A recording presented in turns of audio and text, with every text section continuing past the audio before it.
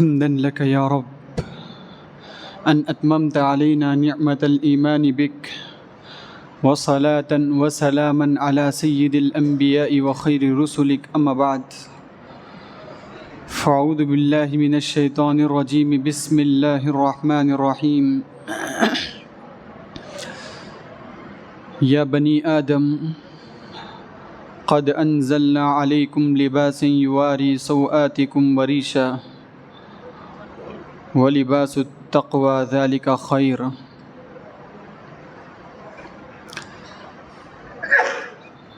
محترم حضرات، آج درس کی مناسبت سے 8ویں پارے سے جس آیت کا انتخاب کیا گیا اور جس موضوع کا انتخاب کیا گیا وہ ہے لباس اللہ تبارک و تعالیٰ کی ایک عظیم نعمت ہے۔ لباس کپڑے جو ہم زیب تن کرتے ہیں، پہنتے ہیں،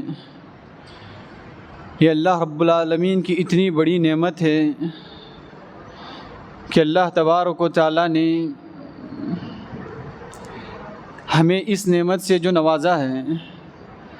اس کا احساس اسی صورت میں ہوگا جب انسان سڑکوں پر، بازاروں میں ایسے لوگوں پر نظر دوڑائے جو بے لباس ہو کر سڑکوں اور راستوں میں زندگی گزارتے ہیں۔ اللہ تبارک و تعالیٰ کی اس نعمت کا احساس اسی صورت میں ہوگا۔ اسی لیے پیارے نبی صلی اللہ علیہ وسلم نے فرمایا، دنیا کا معاملہ جب آتا ہے، دین کا معاملہ آئے تو اپنے سے اوپر والے لوگوں کو دیکھو، دنیا کا معاملہ آئے تو اپنے سے نیچے والوں کو دیکھنا ہے، تاکہ اللہ تبارک و تعالیٰ کی شکر گزاری کا احساس ہوگا۔ انسان اللہ تبارک و تعالیٰ نے کسی کو گاڑی سے نوازا تو اس شخص کی طرف نظر دوڑائے جس کو اللہ نے سائیکل دے رکھا ہے یا کوئی سواری نہیں ہے، تبھی اللہ تبارک و تعالیٰ کی شکر گزاری کا احساس آئے گا۔ گاڑی موجود ہوتے ہوئے انسان کار والے شخص کی طرف دیکھے تو اللہ تبارک و تعالیٰ کی شکر گزاری کی بجائے ناشکری کا شکار ہوگا۔ تو دنیاوی معاملے میں اللہ تبارک و تعالیٰ کی نعمتوں کا احساس اسی صورت میں ہوگا جب انسان اپنے سے نیچے والے لوگوں کی طرف دیکھے۔ تو لباس کی نعمت کا احساس بھی ویسے ہی ہے کہ لباس اور کپڑا یہ اللہ تبارک و تعالیٰ کی اس قدر عظیم نعمت ہے، اس کا احساس انسان کو اسی وقت ہوگا جب انسان ایسے لوگوں پر نظر دوڑائے جو بے لباس گھومتے ہیں، بے لباس پھرتے ہیں۔ اللہ تبارک و تعالیٰ نے لباس کے جہاں بے شمار مقاصد بتلائے، ان میں سے کچھ مقاصد اللہ تبارک و تعالیٰ نے قرآن مجید میں یوں بتایا، کہا وَجَعَلَ لَكُمْ سَرَابِيل تَقِيكُمُ الْحَرَّ۔ اللہ تبارک و تعالیٰ نے تمہارے لیے لباس بنائے جس سے گرمی سے تم نجات پا سکتے ہو، بچ سکتے ہو۔ اللہ تبارک و تعالیٰ کی نعمتوں میں سے ایک نعمت یہ بھی ہے کہ اللہ تبارک و تعالیٰ نے موسم کے لحاظ سے الگ الگ لباس بنائے ہیں، موسم کے لحاظ سے الگ الگ کپڑے بنائے۔ ٹھنڈی کا موسم آئے اس کے لیے ایک الگ لباس، گرمی کا موسم آئے اس کے لیے ایک الگ لباس۔ یہ اللہ تبارک و تعالیٰ کا انعام ہے، اللہ تبارک و تعالیٰ کا اکرام ہے۔ اور ویسے اللہ تبارک و تعالیٰ نے آگے فرمایا وَسَرَابِيلَ تَقِيكُمْ بَأْسَكُمْ، اور اللہ نے ایسے لباس بھی بنائے جس میں تم حملے کے وقت، لڑائی کے وقت، جنگ کے وقت اپنی حفاظت کر سکتے ہو، اپنا بچاؤ کر سکتے ہو۔ اللہ تبارک و تعالیٰ نے جو موسم کے لحاظ سے مختلف لباس بنائے، جو موسم کے لحاظ سے مختلف لباس اللہ تبارک و تعالیٰ نے اتارے، یا حالت جنگ میں اپنے آپ کے دفاع اور اپنے آپ کے بچاؤ کے لیے جو اللہ نے لباس بنائے، اس کا مقصد بھی اللہ تبارک و تعالیٰ نے آگے کہا فَهَلْ أَنْتُمْ شَاكِرُونَ، کیا تم شکر گزار بنو گے؟ اللہ کی ان نعمتوں کو دیکھ کر تمہارے اندر شکر گزاری کا احساس آئے گا، اللہ تبارک و تعالیٰ کہ تم واقعی شکر گزار بنو گے، شکر ادا کرو گے۔ اگر نعمتوں کا احساس نہ ہو تو انسان اللہ تبارک و تعالیٰ کی شکر گزاری بجا لانے سے باز آ جاتا ہے، دور رہ جاتا ہے۔ شکر گزاری اسی وقت ہوتی ہے جب انسان کو نعمتوں کا احساس ہو، نعمتوں کا شعور ہو۔ دیکھیے یہ لباس، اس کے جو مقاصد بتلائے اس میں سے ایک مقصد یہ بھی ہے جو آیت میں نے آپ کے روبرو پڑھی، اللہ تبارک و تعالیٰ نے فرمایا یا بنی آدم، اے آدم کی اولاد، قد انزلنا علیکم لباسا، ہم نے تم پر لباس اتارے، یواری سوآتکم وریشا، کیوں لباس اتارے؟ تاکہ تم اپنے شرم کی جو جگہ ہیں، شرم کے جو مقامات ہیں اس کی حفاظت کر سکو، ان کی ستر پوشی کر سکو، اور تمہارے لیے جو زیب و زینت کی چیزیں ہیں ان کو تم اپنا سکو، ان کی حفاظت کر سکو۔ مال ہے جو انسان اپنے جسم پر پہنتا ہے، جو انسان اپنے جسم میں زیب تن کرتا ہے، ان کی حفاظت کرنے کے لیے، اور خود انسان اپنے جسم اور اپنے بدن کی حفاظت کرنے کے لیے اللہ تبارک و تعالیٰ نے لباس اور کپڑے کی نعمت کو اتارا ہے۔ دیکھیے اللہ تبارک و تعالیٰ کی یہ نعمت، اللہ تبارک و تعالیٰ کی یہ انعام، اللہ تبارک و تعالیٰ کا یہ اعزاز کہ اللہ تبارک و تعالیٰ نے بنی آدم کو لباس نوازا، کپڑا نوازا۔ یہ آیت کب اتاری گئی؟ عرب میں مشرکین خانہ کعبہ کا طواف کرتے تو برہنہ طواف کرتے ہیں، مشرکین بے لباس ہو کر، ننگے ہو کر خانہ کعبہ کا طواف کیا کرتے ہیں۔ انہیں یہ بات مناسب نہ سمجھی گئی، انہوں نے سوچا جو لباس پہن کر صبح سے شام تک ہم گناہ کرتے ہیں، جو لباس پہن کر صبح سے شام تک رب العزت کی نافرمانی کرتے ہیں، اس لباس میں اگر اللہ کی عبادت کریں، خانہ کعبہ کا طواف کریں، انہیں یہ مناسب نہ لگا، تو انہوں نے یہ ترکیب اپنائی کہ لوگ بے لباس ہو کر خانہ کعبہ کا طواف کریں۔ اسی لیے دن کے وقت میں مرد بے لباس اور برہنہ ہو کر خانہ کعبہ کا طواف کرتے، تو رات کے اندھیرے میں عورتیں بے لباس ہو کر برہنہ ہو کر خانہ کعبہ کا طواف کرتے ہیں۔ یہ لوگ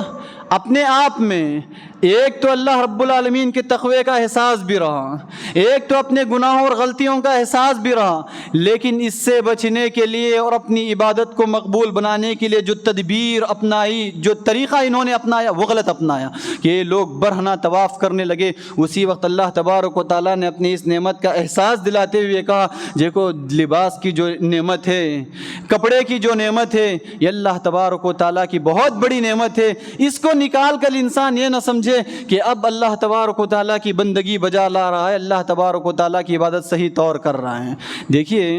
عبادت، لباس اسی وقت نعمت قرار پائے گا،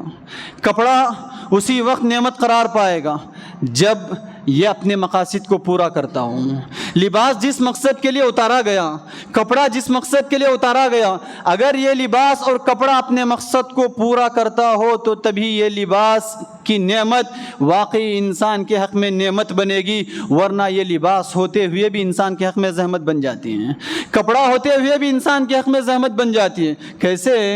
دیکھیے لباس کا جو مقصد ابھی بتایا گیا کہ شرم گاہ کو چھپانا، شرم کی جگہوں کو پردہ کرنا، ستر چھپانا، یہ لباس کے مقاصد میں سے ہیں۔ آج لوگ مغربی تہذیب کے دل دادا ہوئے، ویسٹرن کلچر کو اپنانے لگے، تو آج دنیا یہ سمجھنے لگی جو شخص جس قدر تنگ لباس پہنے، جس قدر کم لباس پہنے، جس قدر پھٹا ہوا لباس پہنے، اور جس قدر اپنے جسم کی نمائش کرے، اپنے جسم کو ظاہر کرے، وہ اسی قدر امیر کہلانے لگا، وہ اسی قدر معاشرے میں عزت کی نظروں سے دیکھا جانے لگا، اسی قدر معاشرے میں اس کی حیثیت رہی، اس کا مقام رہا۔ کیوں؟ اس نے مغربی تہذیب کو اپنایا،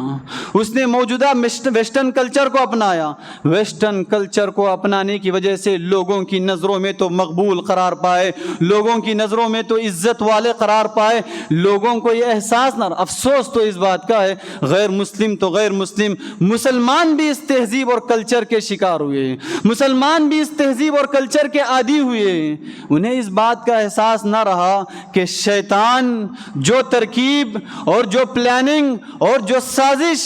آدم اور حوا کو جنت سے نکالنے کے لیے اپنایا تھا،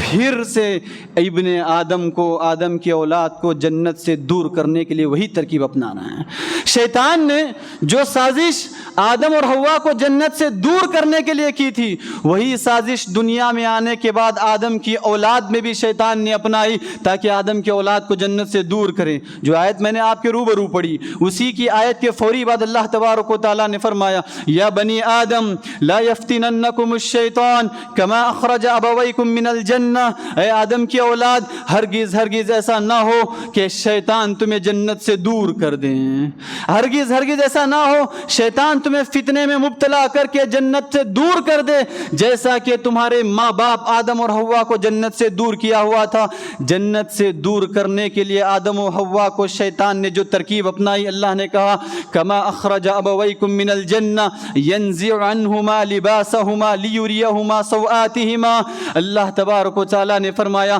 شیطان نے جو ترکیب اور جو سازش آدم اور حوا کو جنت سے نکالنے کے لیے اپنائی کہ آدم اور حوا کو ایک دوسرے کے آگے برہنہ کر دیا، آدم اور حوا کو ایک دوسرے کے آگے بے لباس کر دیا، تبھی اللہ تبارک و تعالیٰ کے غصے کی وجہ سے آدم اور حوا کو جنت سے نکال دیا گیا، اللہ تبارک و تعالیٰ نے جنت سے نکال باہر کیا۔ آج شیطان دنیا میں آنے کے بعد ابن آدم کو، آدم کی اولاد کو جنت سے دور کرنے کے لیے پھر وہی ترکیب اپنا رہا ہے کہ ابن آدم کو، آدم کی اولاد کو ایک دوسرے کے آگے ویسٹرن کلچر کی اتباع کے نام پر، مغربی تہذیب کی پیروی کے نام پر ایک دوسرے کے آگے بے لباس کر دیا، تاکہ یہ آدم کی اولاد پھر سے جنت سے دور ہو جائیں، پھر سے جنت سے دور ہو جائیں۔ پیارے نبی صلی اللہ علیہ وسلم نے فرمایا صنفان من اہل النار، صنفان من اہل النار، دیکھو دو جماعتیں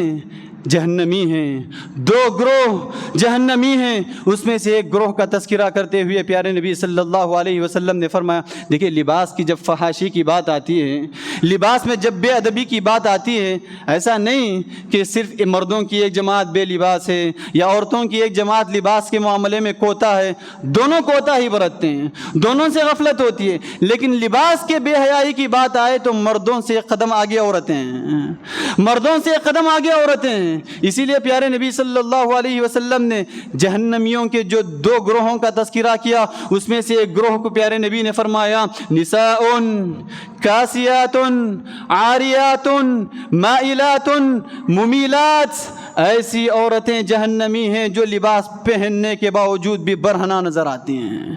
ایسی عورتیں جہنمی ہیں جو کپڑا پہننے کے باوجود بھی ننگی نظر آتی ہوں، بے لباس نظر آتی ہوں۔ کیسے؟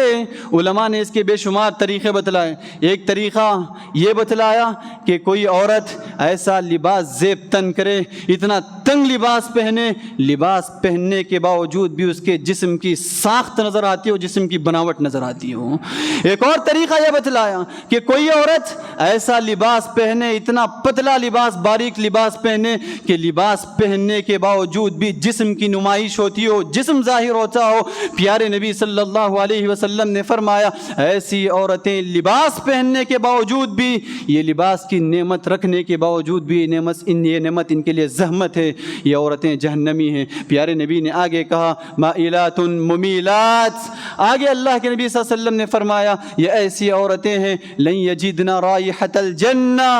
وان ریحها لیوجد من مسیرۃ 40 عاما، یہ وہ بد نصیب عورتیں ہیں جو ہرگز ہرگز جنت کی خوشبو تک نہیں پائیں گی، حالانکہ جنت کی خوشبو تو اس قدر عام ہے، جنت کی خوشبو تو اتنی مضبوط ہے، اتنی اچھی ہے کہ پیارے نبی نے فرمایا 40 سال کی مسافت کی دوری سے بھی اگر سونگھی جائے تو یہ خوشبو آ جاتی ہے۔ اتنی بہترین خوشبو ہونے کے باوجود بھی یہ وہ بد نصیب عورتیں ہیں جو اس خوشبو سے محروم ہوتی ہیں۔ تو لہٰذا ایسا لباس زیب تن کرنا، پہننے کے باوجود بھی جسم کی نمائش ہو، ایسا نہیں کہ عورتیں ہی ہیں، آج مردوں میں بھی ایسا لباس آیا کہ پہننے کے باوجود ایک جگہ پھٹا ہوا ہو، ایک جگہ جسم ظاہر ہوتا ہو، ایک جگہ جسم دکھائی دیتا ہو۔ جس قدر لباس پھٹا ہوا ہو، جس قدر لباس میں کمی آتی ہو، وہ لباس اتنا ہی مہنگا قرار پایا اور وہ لباس پہننے والا اتنا ہی امیر قرار پایا۔ تو چاہے مرد ہو چاہے عورتیں ہوں، ایسا لباس پہنے کہ جس سے جسم کی نمائش ہوتی ہو، یہ اللہ تبارک و تعالیٰ کے غیظ و غضب کا حصہ بنیں گی، اللہ تبارک و تعالیٰ کی غیظ و غضب کا شکار بنیں گی۔ ایک اور چیز لباس کے متعلق اللہ تبارک و تعالیٰ نے فرمایا، دیکھیے لباس انسان کے مقام و مرتبے کا اصل معیار نہیں ہے، لباس دنیا میں عزت و شرافت کا اصل معیار نہیں ہے کہ جو جتنا قیمتی لباس پہنے اس کی اتنی ہی عزت کی جائے گی، اور جو جتنا کم حیثیت اور کم پیسے والا لباس پہنے اس کو اتنا ہی کم مقام و مرتبہ دیا جائے گا، کم عزت سے نوازا جائے، ایسا نہیں۔ لباس دنیا میں عزت و شرافت کا معیار نہیں ہے کہ لباس بس وہی لباس ہے جو سطر کو چھپائے، جسم کو ڈھانکے، چاہے وہ کتنی قیمت کا کیوں نہ ہو، چاہے وہ کتنے ہی پیسوں کا کیوں نہ ہو۔ اصل معیار تو اس کا ہے، اصل معیار اور اصل اعتبار تو شریعت میں پیارے نبی اللہ تبارک و تعالیٰ نے فرمایا لباس التقوی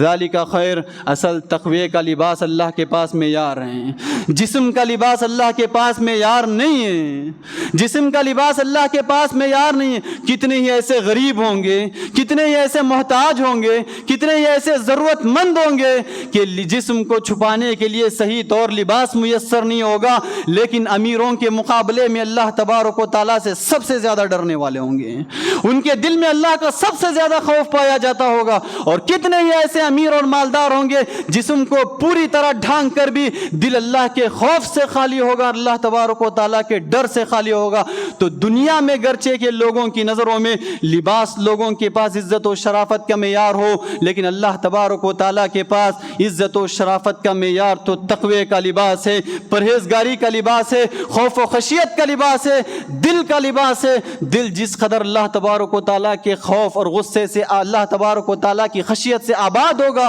اللہ کے ڈر سے آباد ہوگا، وہ شخص اتنا ہی مقبول قرار پائے گا، اتنا ہی متقی قرار پائے گا۔ اسی لیے اللہ تبارک و تعالیٰ نے ایک اور جگہ کہا ان اکرمکم عند اللہ اتقاکم، لوگوں کے پاس عزت و شرافت کے معیار یا تو مال ہوگا، یا تو دولت ہوگی، یا تو کپڑے ہوں گے، یا تو بنگلے ہوں گے، یا تو بے شمار چیزیں ہوں گی، لیکن اللہ تبارک و تعالیٰ کے پاس عزت و شرافت کا معیار تو تقوی ہے۔ جو شخص جس قدر متقی ہوگا، جس قدر اللہ تبارک و تعالیٰ سے ڈرنے والا ہوگا، اللہ تبارک و تعالیٰ کے پاس وہ شخص اتنا ہی معزز ہے، محترم ہے، عزت والا ہے، مقام و مرتبے والا ہے۔ تو لہٰذا بتانا مقصود یہ ہے لباس یہ اللہ کی نعمت ہے، لباس اور کپڑا یہ اللہ تبارک و تعالیٰ کا انعام ہے۔ اس کا شعور اپنے اندر پیدا کریں، اس کا احساس اپنے اندر پیدا کریں۔ یہ جس مقصد کے لیے اتارا گیا اس مقصد کو پورا کریں۔ مغربی تہذیب کی اتباع اور ویسٹرن کلچر کی تقلید کے نام پر اس کے مقصد کو فراموش نہ کریں، اس کے مقصد کو نہ بھلائیں کہ اتنا تنگ لباس پہنا اور پھٹا ہوا لباس پہنا کہ لوگوں کی نظروں میں تو اگر مقبول قرار پائے، لیکن اللہ تبارک و تعالیٰ کی نظروں میں نعمت کو پا کر بھی اللہ کے پاس غیر مقبول قرار پائے، اللہ کے پاس غیظ و غضب کا شکار ہوئے۔ جیسا کہ حدیث آپ کے روبرو بیان کی گئی، جو بھی شخص لباس پہننے کے باوجود بھی برہنہ نظر آئے، لباس پہننے کے باوجود بھی اپنے جسم کو ظاہر کرتا ہو، ایسے شخص کو اللہ کے نبی صلی اللہ علیہ وسلم نے جہنمی قرار دیا، اور اتنا بد نصیب شخص قرار دیا کہ جنت کی خوشبو یہ ہرگز نہیں پائے گا۔ اس لباس کا احساس اپنے اندر پیدا کریں۔ لباس اللہ تبارک و تعالیٰ نے اتارا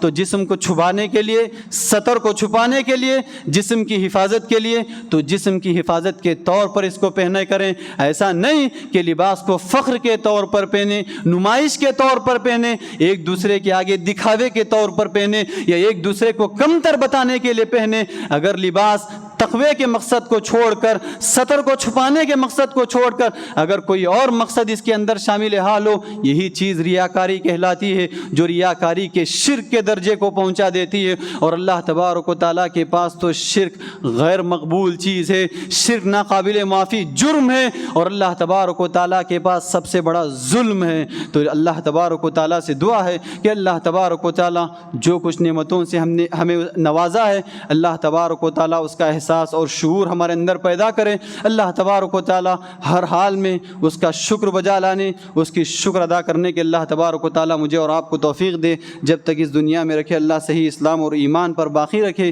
اور جب خاتمہ ہو تو کلمہ توحید لا الہ الا اللہ پر ہو۔ اللہم آمین، وآخر دعوانا الحمد للہ رب العالمین۔